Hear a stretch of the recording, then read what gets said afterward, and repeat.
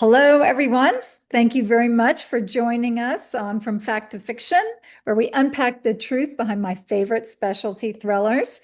Thank Michael Crichton, John le Carre, Tom Clancy. While these works do differ in specific subgenre, each immerses the reader in a new but realistic world. And the best of these blend fact and fiction so well, it's hard to tell the difference. You don't know what is, what could be, and what's totally impossible. It would take an expert to know. That's why each time we meet, I'll pair up with an expert and we'll select a new specialty thriller to review. We'll talk about why we love the book, but also unpack the truth behind the fiction. Our book today is 2024, Karla's Choice. It is described as, thank you, set in the missing decade between two iconic installments in John le Carre's George Smiley saga, between the spy who came in from the cold and Tinker Tailor's Soldier Spy. Karla's Choice marks a momentous return to the world of spy fiction's greatest writer. It's from the publisher. And this fabulous novel is penned by le Carre's son, who writes under the name Nick Harkaway. Our expert today is mystery and thriller author Carmen Amato. Carmen is a retired CIA intelligence officer, a recipient of both the National Intelligence Award and the Career Intelligence Medal. Previously head of a U.S. National Intelligence Tradecraft School and an intelligence collection program with responsibility across the Western Hemisphere. Could we have a better expert? No. Carmen draws on her counter-drug and espionage experiences to craft intrigue-filled crime fiction, notably the award-winning Detective Amelia Cruz police series set in Acapulco. The series won the Poison Cup Award for Outstanding Series from Crime Masters of America in multiple years and has been optioned for television. Carmen, couldn't have anybody better to talk to about this book. Thank you so much and welcome to From Fact to Fiction. Thank you, Linda. I'm excited to be here. I really love the focus you've got going for this podcast. Thank you. You got to do what you love, I realize. It's awesome, Carmen. You're very prolific and your books are wonderful. And I think if you like Karla's Choice, you will love The Hidden Light of Mexico City. So I wanted to mention one other review quote that I saw for Karla's Choice. And this is the quote. Smiley's Circus was the depiction of intelligence work, which for a lot of people, whether they know it or not, framed the Cold War. His was the grim, unrelenting, and unacknowledged theater of espionage. I love that quote because it tells you that this is a thriller where you're set in the world and you don't know, and this is where you're getting your actual facts from. Your idea of the Cold War comes from that. I also love it because it was written by David Robarge, who is the CIA's chief historian. He wrote this article, long review on Karla's Choice, and I figure if the CIA writes a review of your spy thriller, you've made it, right? Well, in the CIA library, which is huge, there is a big collection of spycraft literature, fiction literature. And for the longest time, there were books on display. So when you walked into the library, that was one of the first things you would see in this glass case. Anyways, I do think that for a lot of people, John le Carre gave them an idea of what was going on behind the scenes during the Cold War. Mm-hmm. But keep in mind, too, that the circus is a made-up thing. Yes. There is, as far as I know, nothing referred to as circus. And that in le Carre's world of the circus, there was a blending of activities and authorities that encompass both domestic and foreign activities. In le Carre's book, it's all blended seamlessly. In the United States, in reality, CIA has no arrest authority and no authority to operate domestically. That's the purview of the FBI. Mm-hmm. And even overseas, which is CIA domain, CIA does not have arrest authority. Mm-hmm. A little bit different take that sometimes gets blurred when people are talking about US espionage. That's awesome. That's why we need you, people like you to remind us, Carmen. So in Karla's Choice, in particular, it's set in 1963, to remind our readers. It begins with the botched assassination of a Hungarian immigrant who it turns out is a Soviet spy acting as a London literary agent. Gotta love that part, right?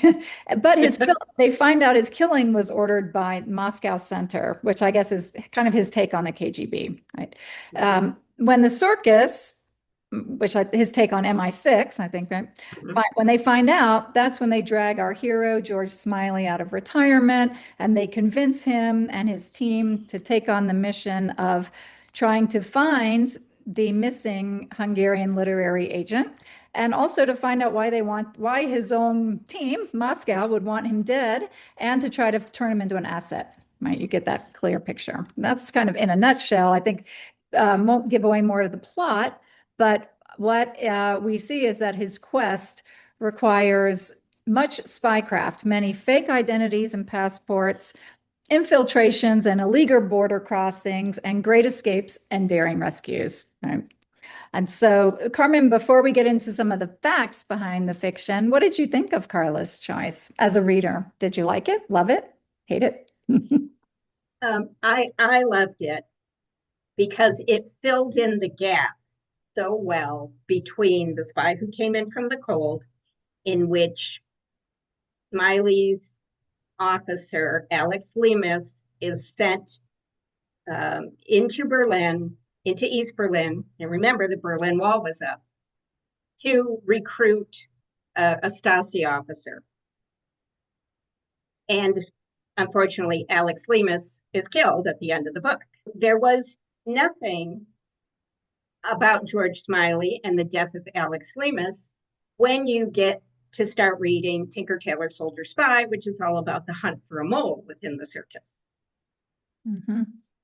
So it was up to Harkaway to kind of plug that hole in his father's universe of the career of George Smiley. And George Smiley is perpetually on the brink of retirement, or he has retired. His wife is unfaithful, but of course you could not leave somebody like Anne Smiley, Lady Anne Smiley. So you always have that aspect of the character. So if you were going to read these books in order, you'd start with The Spy Who Came In From the Cold, then you'd read Karla's Choice, Tinker Tailor Soldier Spy, and then you would wind up this whole journey with George Smiley in Smiley's People, in which he finally gets his man, basically, who is, I don't know, are we doing spoilers today? No, But no, we're not. let's Okay, not do well, that. that's the order you want to read these books in to get the full view. What I liked so much about Karla's Choice was that it perfectly emulated John le Carre's style, not only just in the word choice, but as you go through, you realize just how much of the action is told to Smiley in basically the memories of people who have worked in the circus. Yeah. And that's how he pieces everything together to come to the solution, and actually is forced into that cross-border action, the drama at the end. Mm-hmm. And if you read Tinker Tailor Soldier Spy, and even more in Smiley's People, that's how these stories are told, basically in flashbacks recounted to Smiley. That's right. There is a great action scene, but a lot of them are not. There's a great action scene, that escape scene in Budapest, which is fabulous. I thought you could just see a little made for the big screen moment going on there. It was wonderful. Oh, I actually tabbed the this bit. They're in a car, they're at the border, Oh, they don't have exit visas, the soldiers are there, it's one. and Smiley doesn't speak the language. He knows one word of Right. Hungarian. Pen, he said, toll, his one word of Hungarian, spoken with a distaste that was almost physical. He still had not turned his head. He's not even looking at this border guard. The boy took his pen from his pocket and handed it over. Smiley received it and then put out his hand again, flat like a table. He closed the fingers once, twice, and opened them again in clear instruction. He wanted the passports as well. The boy hesitated and then laid them on the waiting hand. Susanna thought his fingers were shaking. Smiley very deliberately flicked through the pages one by one until he reached the stamp. Resting on the dash, he drew a line through it where the day code should have been, then signed underneath, an appallingly elegant signature in the classic 19th century cursive style of peace treaties and royal decrees. Then again, 1, 2, 3. He held each page open so the ink wouldn't smudge. When he was satisfied, he closed the passports and finally turned his head to look at the boy for the first time. It was the purest expression of power and arrogance Susanna had ever seen.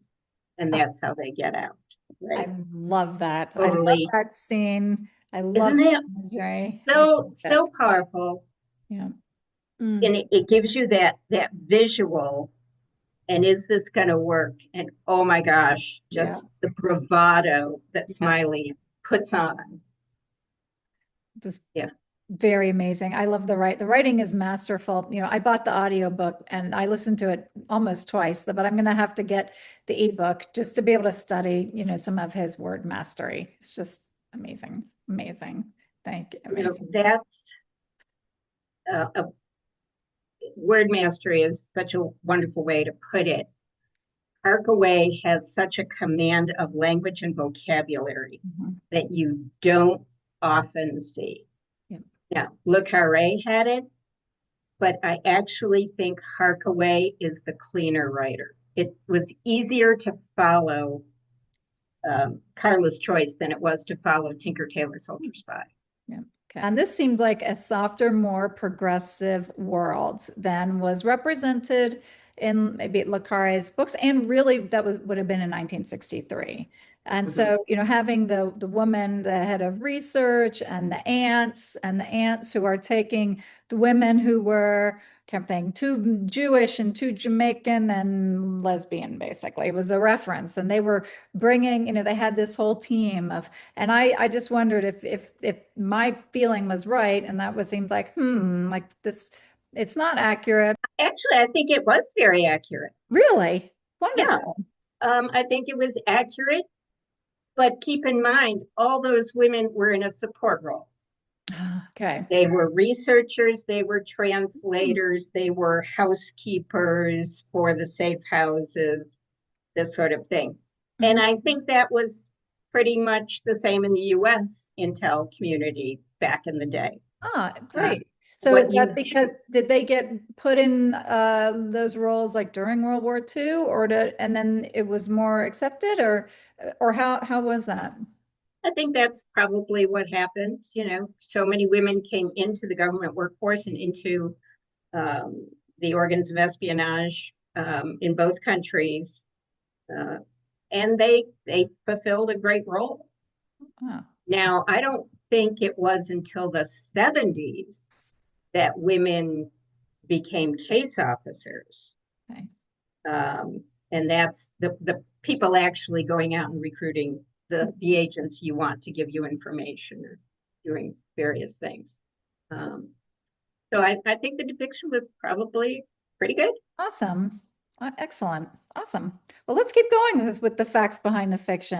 Was the portrayal of these satellite countries and the East Berlin, was that an accurate portrayal for that Oh, yes. time, do you think? Yes. I think that um, the the snitches on every street corner, the Stasi's pervasive Yes. surveillance of the population, um, just the you know, that Mm-hmm. clampdown. I think Iron Curtain was a very apt description. Thank you, Winston Churchill. Um, I've been to Checkpoint Charlie in Berlin, seen the remnants of the Berlin Wall, the displays there about people just desperate to get out, whether they tunneled or hid themselves in the back of a tiny car trunk to get through. I think that all of the Smiley books did a very good job of portraying the difficult situation in those East European states. In our story, the Hungarian spy is, they send out an assassin to take out one of their own, him. Mm-hmm. Did that happen? Did they send out hit squads to take out enemies, their own and others, in other countries? And is that still happening today, do you think, Russia? From Russia, with I my view is yes. Sergei Skripal, Mhm. the Russian who was um, Poisoned. poisoned in London, Mm. and in this case, it was oh golly, the poison got on the doorknob, Mm. and that's how it was transferred. There was the other Wow. um, Russian who died of the plutonium poisoning. Hmm. Hmm. Um, so we know about those cases. That the British press was pretty open about it, and of course the gentleman who died of plutonium poisoning lingered in the hospital for quite some Hmm. time before succumbing to the poison. Um, so yeah, I think it still does going on. Right. So let's, Good times. Let's move I know. on. Yeah, let's move on. Going back to, I want to go back to the world of this espionage and Smiley's world and his colleagues and how they operated. Um, So we talked what one of the things they had to do is assume multiple identities and have border crossings, and they had all these different passports. And I'm sure that was easier then than it would be today, way easier. But still, was that realistic for them assuming all these, were they so clandestine that they assumed all these different multiple identities and passports all the time? I think the book probably exaggerated that because it makes for fabulous fiction. Everybody doing, wearing a different hat every day.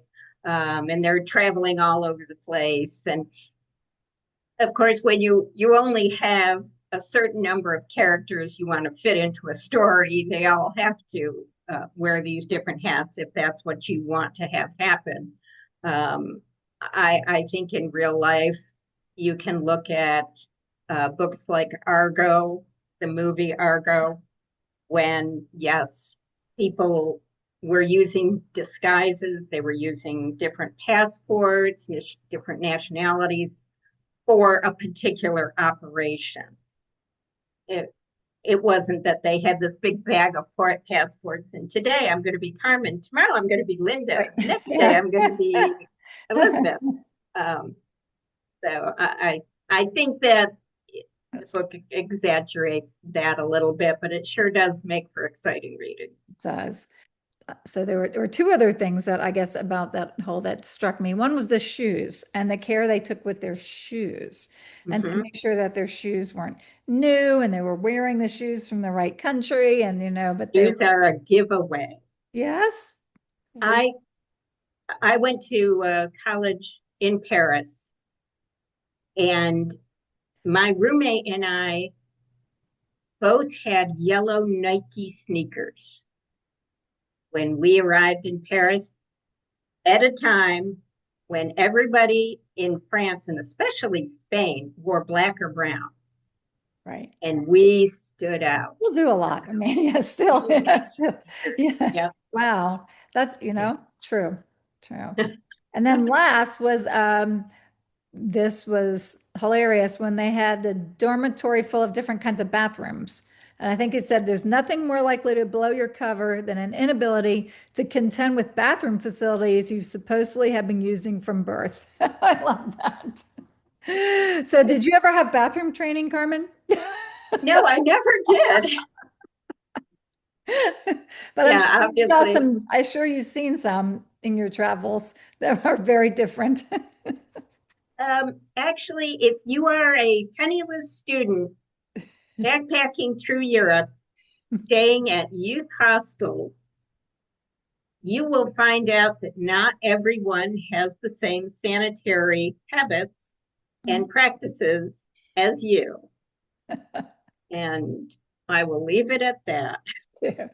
All right. So on that note, our final question.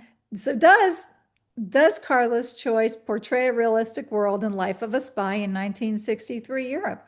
What do you think? Fact or fiction? A little of both. I think a little of both. I think you nailed it. Um, there's definitely the ambiance, the sense of danger that comes through in those books, and definitely